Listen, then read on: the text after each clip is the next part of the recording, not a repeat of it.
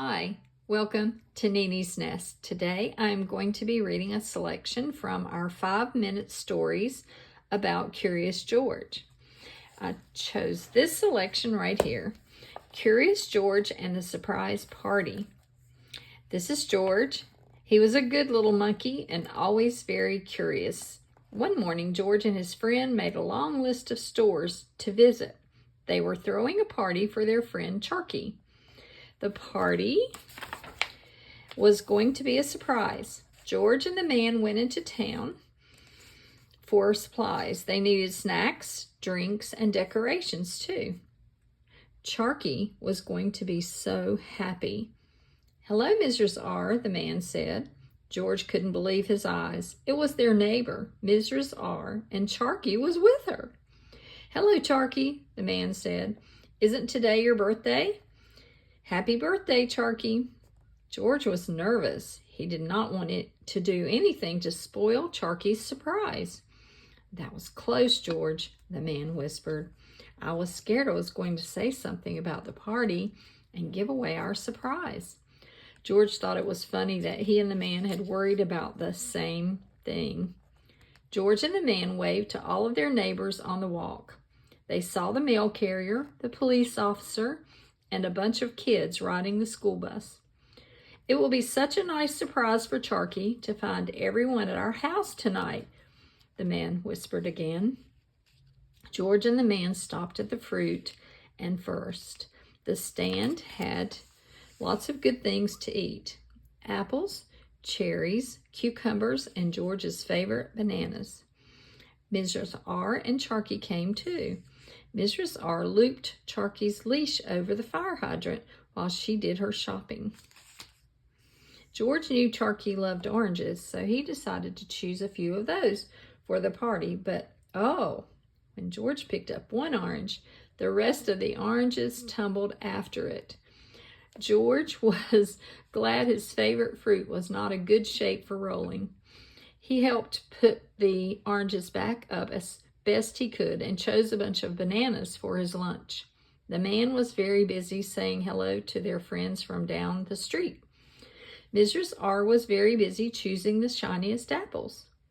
George was very busy examining the bananas. No one saw Charky staring at the kitten. No one saw Charky wiggle her leash loose from the hydrant. And no one, not even George, who was very good at noticing important things, saw Charky dash off.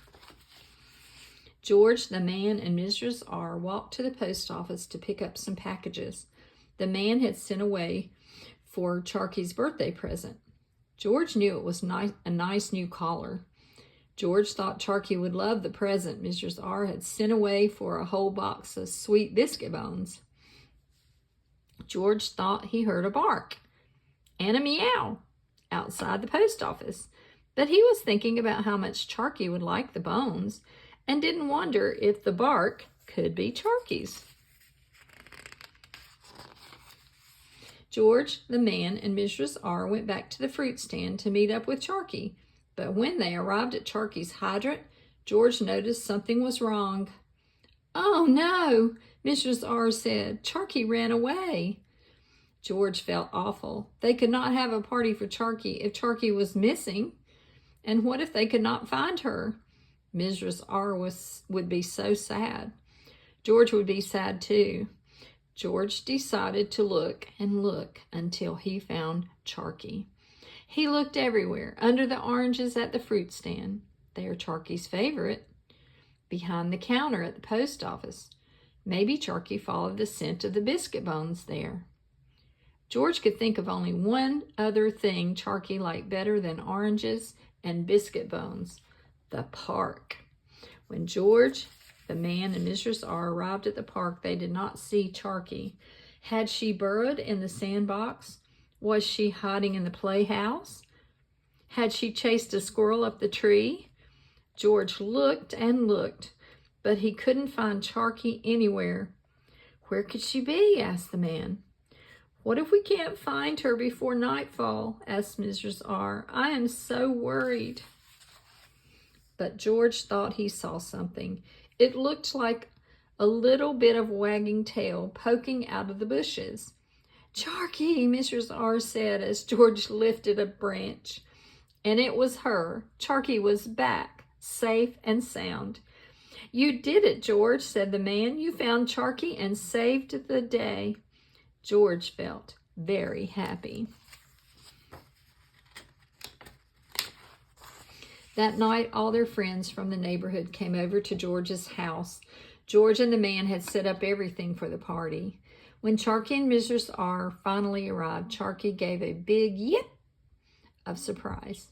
"Happy birthday, Charky," they all sang. Mrs. R smiled. The man scratched Charky behind the ears. George gave Charky a big monkey hug. It was a perfect surprise party.